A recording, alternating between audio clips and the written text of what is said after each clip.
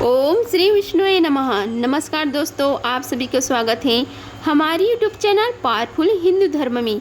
अब तक हमने आषाढ़ मास में कथा अध्याय 1 से लेकर कथा अध्याय 2 का रसपान किया है। अब हम आप सभी को कथा अध्याय 4 का रसपान कराएंगे। इस कथा में भीष्म और पुलस्त्य का संवाद है, सृष्टि क्रम का वर्णन तथा भगवान श्री हरि विष्णु की महिमा का भी वर्णन है। अगर आप सभी हमारी वीडियो को पहली बार देख रहे हैं तो वीडियो को लाइक कीजिए, चैनल को सब्सक्राइब कीजिए, बेल आइकन को प्रेस कीजिए ताकि आने वाली वीडियो की नोटिफिकेशन आप सभी को मिलती रहे। आइए रसपान करते हैं कथा अध्याय 4 का। सूत जी कहते हैं कि हे महर्षियों, जो सृष्टि काल मूल प्रकृति की ज्ञाता तथा इन भावात्मक पदार्थों दृष्टा है, जिन्होंने इस लोक की रचना की है, जो लोकांत की ज्ञाता तथा योग वेता हैं, जिन्होंने योग का आश्रय लेकर संपूर्ण चराचर जीवों की सृष्टि की है, और जो समस्त भूतों तथा अखिल विश्व के स्वामी हैं, उन सच्चिदानंद परमेश्वर को मैं नमस्कार करता हूँ। फिर ब्रह्मा, महादेव, इंद्र, अन्य लोकपाल तथा सूर्य देव को एकाग्र चित्त से नमस्कार करके ब्रह्म स्वरूप वेद व्यास जी को प्रणाम करता हूँ। उन्हीं से इस पुराण विद्या को प्राप्त करके मैं आपके समक्ष प्रकाशित करता हूँ, जो नित्य सदस्वरूप अव्यक्त एवं सबका कारण है। वह ब्रह्म ही महातत्व से लेकर विशेष प्रयत्न विशाल ब्रह्मांड की सृष्टि करता है। यह विद्वानों का निश्चित सिद्धांत है। सबसे पहले हिरणमय तेजोमय अंड में ब्रह्म जीव का प्रादुर्भाव हुआ। वह अंड सब और जल से घिरा है। जल के बाहर तेज का घेरा और तेज के बाहर वायु का आवरण है। वायु आकाश से और आकाश भूत आदि तामस अंधकार से घिरा है। अहंकारों को महातत्व ने घेर रखा है और महातत्व अव्यक्त मूल प्रकृति से घिरा है। उक्त अंड को ही संपूर्ण लोकों की उत्पत्ति का आश्रय बताया गया है। इसके सिवा इस पुराण में नदियों और पर्वतों की उत्पत्ति का बारंबार वर्णन आया है। मानवंतरों और कल्पों का भी संक्षेप में वर्णन है। पूर्व काल में ब्रह्म जी ने महात्मा पुलस्त्य को इस पुराण का उपदेश दिया था। फिर पुलस्त्य ने इसे गंगा द्वार में हरिद्वार में भीष्म जी को सुनाया था।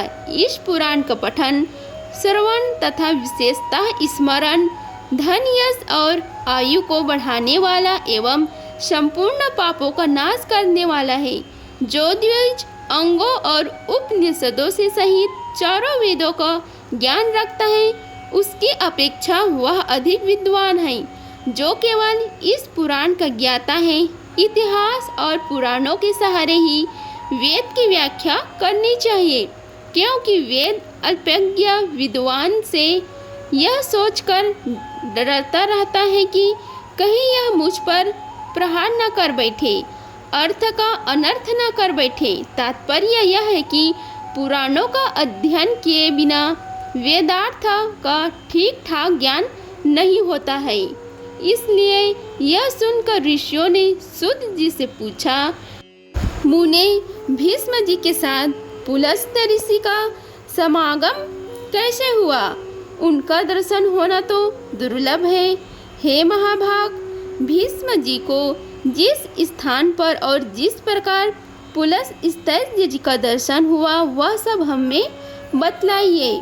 सूत जी ने कहा, महात्माओं, साधुओं को हित करने वाली विश्वव्यापिनी महाभागा गंगा जी, जहाँ पर्वत मालाओं को भेद कर बड़े वेग से बाहर निकली है, वह महातीर्थ गंगा द्वार के नाम से विख्यात है। पितृभक्त भीष्म जी वही निवास करते थे। वे ज्ञान उपदेश सुनने की इच्छा से बहुत दिनों से महापुरुषों के नियम का पालन करते थे। स्वाध्याय और तर्पण के द्वारा देवताओं और पितरों की तृप्ति तथा अपने शरीर का शोषण करते हुए भीष्म जी के ऊपर भगवान ब्रह्म बहुत प्रसन्न हुए। वे अपने पुत्र मुनि श्रेष्ठ पुलस्त्य जी से इस प्रकार बोले, बेटा तुम करु वंश का भार वाहन करने वाले वीरवर देवव्रत की जिन्हें भीष्म भी कहते हैं, उनके समीप जाओ, उन्हें तपस्या से निर्वित करो और इसका कारण भी बतलाओ। महाभाग भीष्म अपने पितरों के कारण भगवान का ध्यान करते हुए गंगा द्वार में निवास करते हैं। उनके मन में जो जो कामना है हो उसे शीघ्र पूरा करे, विलंब नहीं होना चाहिए। पितामह का वचन सुनकर मुनिवर पुलस्त्य जी गंगा द्वार में आए और भीष्म जी से इस प्रकार बोले, वीर तुम्हारा कल्याण हो, तुम्हारे मन में जो इच्छा हो उसके अनुसार कोई वर मांगो। तुम्हारी तपस्या से साक्षात भगवान ब्रह्म जी प्रसन्न हुए हैं, उन्होंने ही मुझे यहाँ भेजा है। मैं तुम्हें मनवांछित वरदान दूंगा। पुलस्त्य जी का वचन मन और कानों को सुख पहुँचाने वाला था। उसे सुनकर भीष्म ने आंखें खोल दी और देखा पुलस्त्य जी सामने खड़े हैं। उन्हें देखते ही भीष्म जी उनके चरणों पर गिर पड़े। उन्होंने अपने संपूर्ण शरीर से पृथ्वी का स्पर्श करते हुए उन मुनि श्रेष्ठों को साष्टांग प्रणाम किया और कहा, भगवान आज मेरा जन्म सफल हो गया। यह दिन बहुत ही सुंदर है क्योंकि आज आपके विश्व दिव्य चरणों का मुझे दर्शन प्राप्त हुआ है। आज आपने दर्शन दिया और विशेषतः मुझे वरदान देने के लिए गंगा जी के तट पर पदार्पण किया। इतने से ही मुझे अपनी तपस्या का सारा फल मिल गया। यह कुश की चटाई है, इसे मैंने अपने हाथों से बनाया है और जहाँ तक हो सका इस बात का भी प्रयत्न किया है कि यह बैठने वाले के लिए आराम देने वाली हो, अतः आप इस पर विराजमान हो। यह पलाश के दोनों में अघर्य प्रस्तुत किया गया है। इसमें दूबा, चावल, फूल, कुश, सरसों, दही, शहद और जौ, दूध भी मिले हुए हैं। प्राचीन काल के ऋषियों ने यह अष्टांग अघर्य ही अतिथि को अर्पण करने योग्य बतलाया है। अमित तेजस्वी भीष्म के ये वचन सुनकर ब्रह्मा जी के पुत्र पुलस्त्य मुनि कुशासन पर बैठ गए और उन्होंने बड़ी प्रसन्नता के साथ पद्य और अघर्य स्वीकार किया। भीष्म जी के शिष्टाचार से उन्हें बड़ा संतोष हुआ। वे प्रसन्न होकर बोले, हे महाभाग, तुम सत्यवादी, दानशील और सत्य प्रतिज्ञा राजा हो। तुम्हारे अंदर लज्जा, मैत्री और क्षमा आदि सद्गुण शोभा पा रहे हैं। तुम अपने पराक्रम से शत्रुओं का दमन करने में समर्थ हो। साथ ही धर्मज्ञ, कृतज्ञ, दयालु, मधुरभाषी, सम्मान के योग्य पुरुषों को सम्मान देने वाले हो। विद्वान, ब्राह्मण, भक्त तथा साधुओं पर स्नेह रखने वाले हो। वत्स, तुम प्रणाम पूर्वक मेरी शरण आए हो, अतः मैं तुम पर बहुत प्रसन्न हूँ। तुम जो चाहो पूछो, मैं तुम्हारे प्रत्येक प्रश्न का उत्तर दूंगा।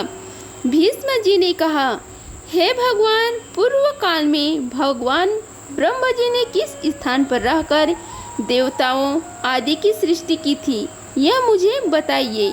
और महात्मा ने कैसे ऋषियों तथा देवताओं को उत्पन्न किया, कैसे पृथ्वी बनाई, किस तरह आकाश की रचना की और किस प्रकार इन समुद्र को प्रकट किया, भयंकर पर्वत, वन और नगर कैसे बनाए। मुनियों ने, प्रजापतियों ने, श्रेष्ठ सप्त ऋषियों और भिन्न भिन्न वर्णों को, वायु को, गंधर्वों को, यक्षों को, राक्षसों को, तीर्थों को, नदियों को, सूर्य आदि ग्रहों तथा तारों को भगवान ब्रह्म ने किस तरह उत्पन्न किया, इन सब बातों का वर्णन कीजिए। पुलस्त्य जी ने कहा, पुरुष श्रेष्ठ भगवान ब्रह्म साक्षात परमात्मा हैं। वे पर से भी पर तथा अत्यंत श्रेष्ठ हैं। उनमें रूप और वर्ण आदि का अभाव है। वे यद्यपि सर्वत्र व्याप्त हैं, तथापि ब्रह्म रूप से इस विश्व की उत्पत्ति करने के कारण विद्वान के द्वारा ब्रह्म कहलाते हैं। उन्होंने पूर्व काल में जिस प्रकार सृष्टि रचना की है वह सब मैं बता रहा हूँ। सुनो। सृष्टि के प्रारंभ काल में जब जगत के स्वामी ब्रह्म जी कमल के आसन से उठे तब सबसे पहले उन्होंने महातत्व प्रकट किया। फिर महातत्व से वैकारिक, सात्विक, तेजस, राजस तथा भूतादि रूप तामस 3 प्रकार का अहंकार उत्पन्न हुआ, जो कामेंद्रियों सहित 5 ज्ञानेंद्रियों तथा पंचभूतों का कारण है। पृथ्वी, जल, तेजस, वायु और आकाश ये 5 भूत हैं। इनमें से एक एक के स्वरूप क्रमशः वर्णन करता हूँ। भूतादि नामक तामस अहंकार ने विकृत होकर शब्द तन्मात्र को उत्पन्न किया। उससे शब्द गुण वाले आकाश का प्रादुर्भाव हुआ। भूतादि तामस अहंकार ने शब्द तन्मात्र रूप आकाश को सब ओर से आच्छादित किया।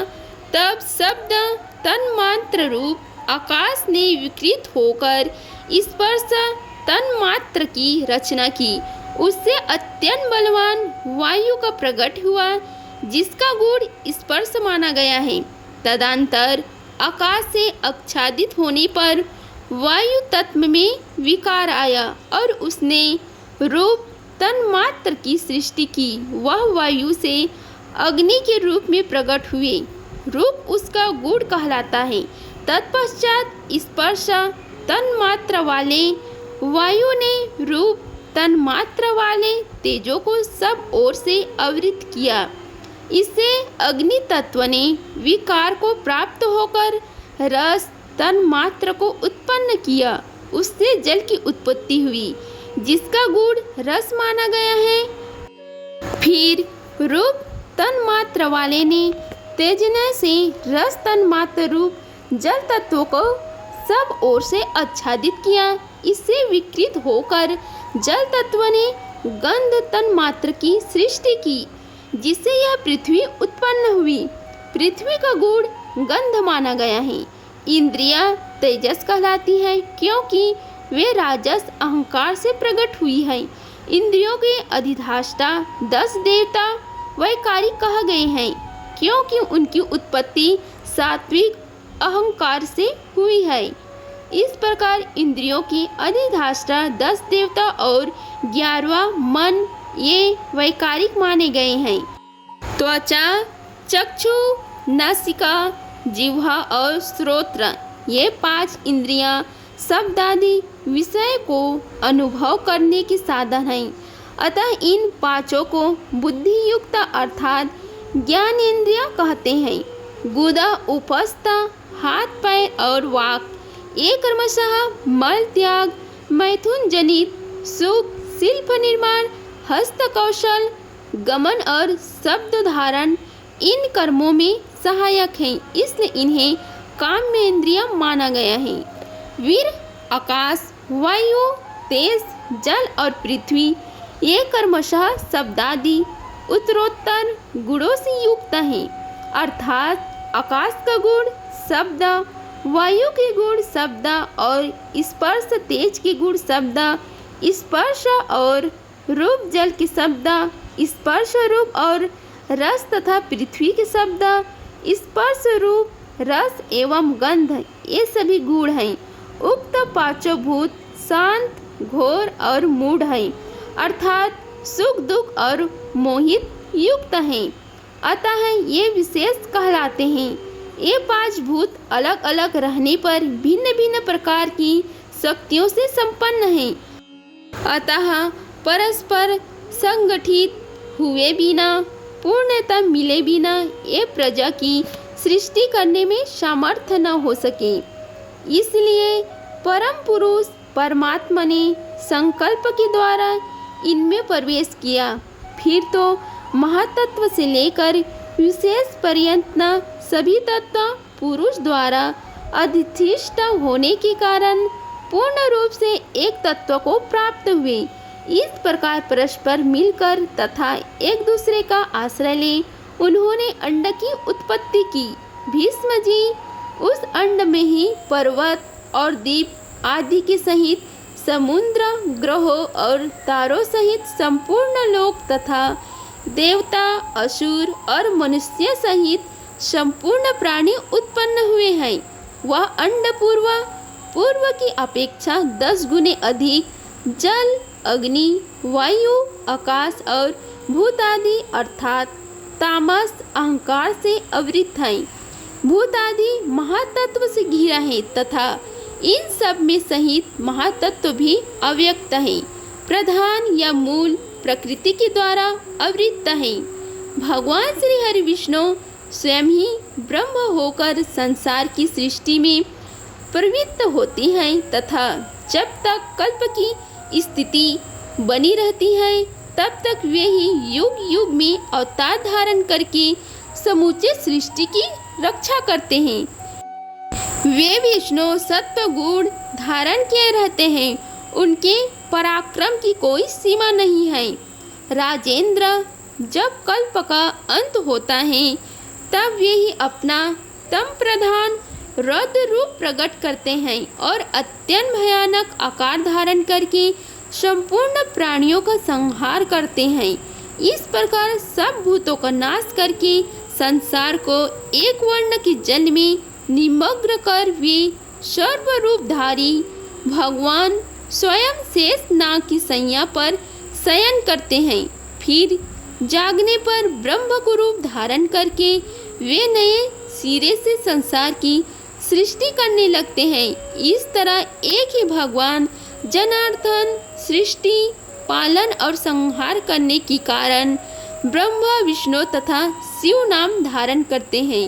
वे प्रभु सृष्टि होकर स्वयं अपनी ही सृष्टि करते हैं, पालक होकर पालनीय रूप से अपना ही पालन करते हैं और संहारकारी होकर स्वयं अपना ही संहार करते हैं।